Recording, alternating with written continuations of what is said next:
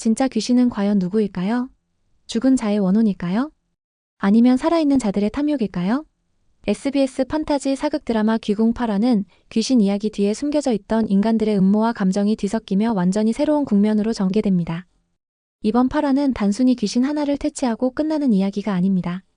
그동안 배우에 숨어있던 흑막이 모습을 드러내고 주인공 여리가 안고 있던 죄책감의 진실이 밝혀지며 궁궐의 권력 구조 속에서 얽히고 설킨 인물들의 민낯이 차례로 드러나는 회차였죠.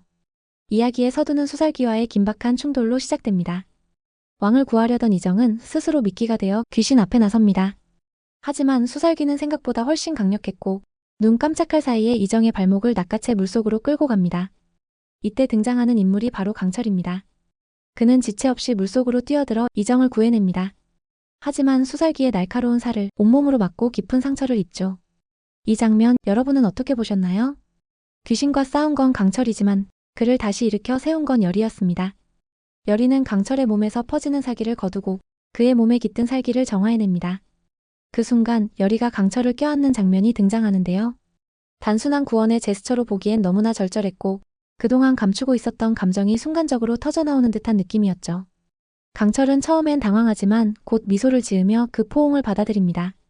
무의식 중에 교감이 오가는 이 장면, 이제 두 사람의 관계가 단순한 무녀와 이무기의 틀을 넘어서려 한다는 걸 보여주는 것 같지 않으셨나요? 전투 이후 여리는 수살기에게 다가가 묻습니다. 누가 그를 이승에 묶어두고 조종했는지를. 이때 밝혀진 이름 바로 아구지였습니다. 수살기는 10년 전 물난리로 죽은 외거 노비 박막돌로 죽어서도 딸을 향한 그리움에 사로잡혀 있던 귀신이었죠. 그는 여리에게 자신의 유해를 딸에게 전해달라는 소원을 이야기하고 여리와 강철은 그 부탁을 들어줍니다. 이 장면에서 잠시 빙의한 박막돌이 딸에게 남긴 마지막 인사는 죽어서도 부모가 자식을 향한 마음을 놓지 못한다는 걸 다시금 느끼게 했습니다. 그 소원을 들어준 대가로 막돌이 전한 단서, 나를 조종했던 건 눈먼 맹인이었다. 사람들은 그를 아구지라 불렀다.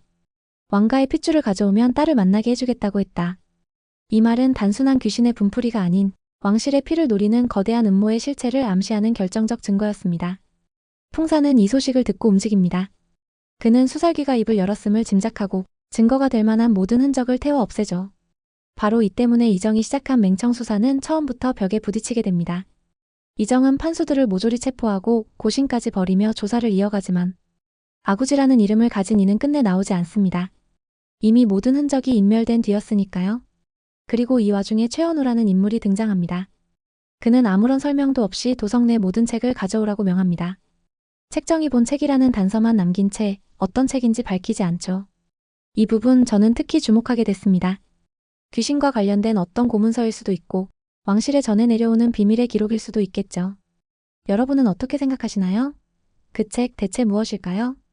또한 외나무다리 귀신과 최현우의 연결도 흥미로운 포인트입니다. 가섭스님이 외다리 귀신을 막아내며 말하죠. 누군가에게 원한을 샀다면 천도제를 지내야 한다. 최현우는 그런 일 없다며 부정하지만 그 눈빛에서 우리는 무언가 감추고 있다는 것을 느낄 수 있습니다. 그날 밤 궁으로 돌아가는 길에 여리는 탈진하고 강철은 일부러 비를 내려 여리가 쉬도록 배려합니다. 이윽고 주막에서 둘만의 시간이 흐릅니다. 여리는 조용히 묻습니다. 너는 왜 나를 그렇게 보는 거냐? 강철은 망설이며 말합니다. 윤갑의 마음이 여리에게 있었던 건 사실이다. 그 감정이 지금 자신에게 남아있는 건지 아니면 인간으로서 새롭게 생겨난 감정인지 그 경계를 알 수 없다고. 그리고 여리가 웃는 게 자신을 향한 것인지 윤갑을 향한 것인지 궁금하다고 말하죠. 하지만 여리는 여전히 선을 긋습니다. 넙덕의 죽음이 강철 때문이라고 오해하고 있었기 때문입니다. 그러나 그 오해는 곧 풀리게 됩니다. 야광기는 여리에게 놀라운 사실을 전해줍니다. 계면연에 여리의 외조모 넙덕은 팔척귀를 없애기 위해 궁에 들어왔고 그때 선왕 역시 그 귀신에게 공격당했으며 넙덕은 바다에서 구슬하다가 불귀신의 기운에 의해 화를 입고 바다에 빠져 죽었다는 것. 즉 넙덕을 죽인 건 강철이 아니라 팔척귀였던 겁니다. 그 사실을 확인하기 위해 여리는 이정을 찾아갑니다. 계면연에 궐에 팔척귀가 있었습니까? 이정은 대답합니다. 그 악기간의 아버지를 덮쳤다. 그제서야 모든 오해가 풀립니다. 강철은 여리에게 설명하지 않고 자신이 죽였다고 스스로 죄를 뒤집어 쓴 것이었죠. 여리는 비로소 진실을 마주하게 됩니다. 그동안 원망과 오해로 벽을 쌓았던 감정이 조금씩 무너져 내리는 순간이었습니다. 그리고 마침내 모든 음모의 중심에 서 있는 자가 등장합니다. 풍산의 뒷배 왕 이정의 외조부 김봉인. 그는 평소엔 왕을 인자하게 대하던 자였지만 팔척귀를 이용해 왕실을 무너뜨리려는 거대한 음모의 중심이었습니다. 7화에서 비비가 경고했던 말. 아무도 믿지 마라. 그 말이 결국 김봉인을 향한 것이었죠. 김봉인 그는 단순한 조정이 수장이 아니었습니다. 팔척귀를 부리고 왕실을 무너뜨리려는 음모의 중심. 귀궁의 진짜 흑막이었습니다.